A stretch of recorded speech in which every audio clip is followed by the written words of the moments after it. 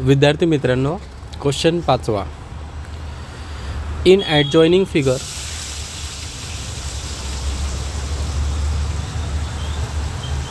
PQ is perpendicular to BC.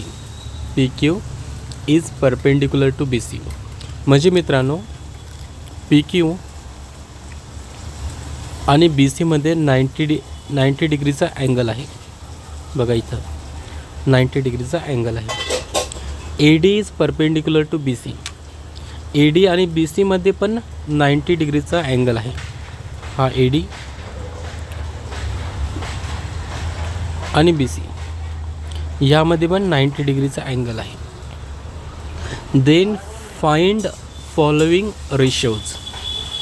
आता हे 4 ratio आपल्याला फाइंड आउट करायचे. 1 2 3 4.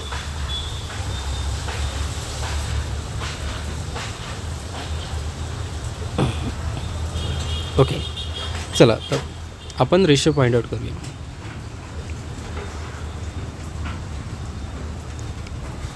मित्रांनो, first ratio, area of triangle PQB upon area of triangle PBC. पहिला ratio आपण काढतोय.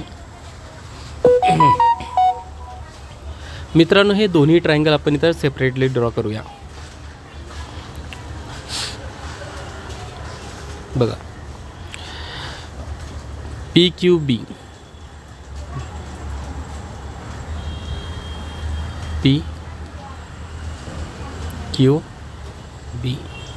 मित्रांनो, अँगल Q हा 90 डिग्रीचा दिला आहे. बघा, अँगल Q हा 90 डिग्रीचा दिलेला आहे.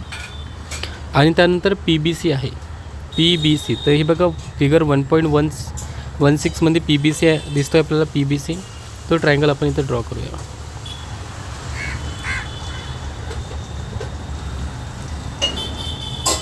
PBC.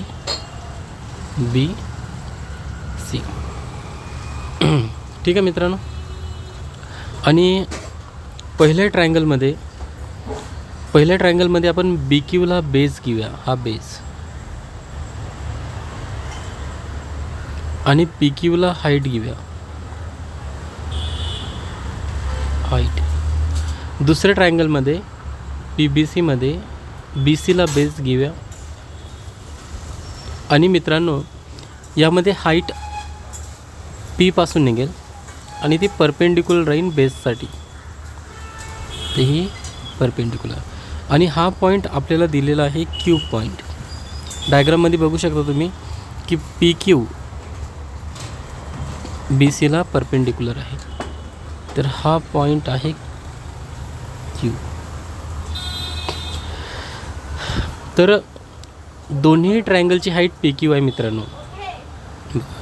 ही हाईट आहे आणि ही पण हाईट आहे. दोन्ही ट्रायंगलमध्ये हाईट PQ आहे. दोन्ही ट्रायंगलची हाईट PQ आहे. तर आपण इथे लिहूया, triangle PQB and triangle PBC have same height PQ.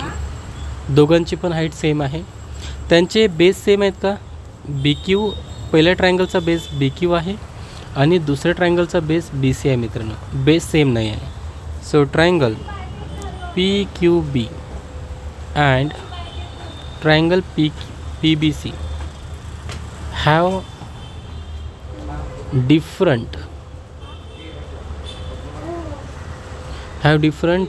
bases.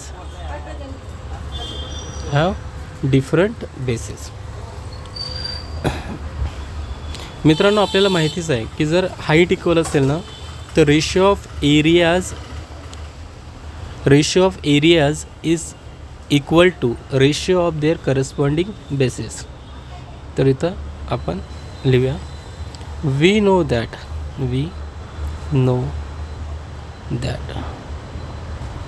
ratio of of two triangles is equal to ratio of their corresponding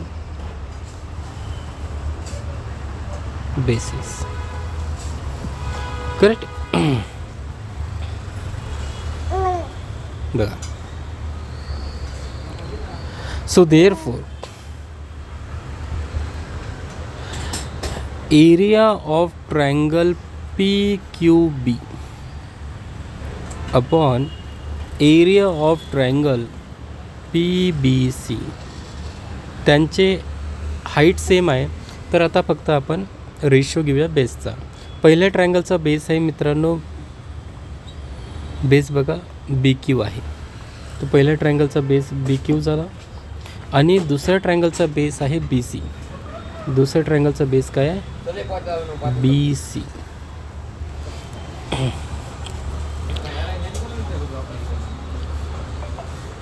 So this is the final answer. This is final answer. किती सोपं आहे मित्रांनो बघा. तुम्हाला check करायचं आहे की त्यांचे बेसेस इक्वल आहेत की त्यांचे हाईट्स इक्वल आहेत आणि त्यानुसार तुम्हाला कन्सेप्ट यूज करायचं आहे. बेसेस इक्वल असेल तर तुम्ही हाईटचा रेशो घ्या, हाईट्स इक्वल असतील तर बेसेसचा रेशो घ्या. सिम्पल.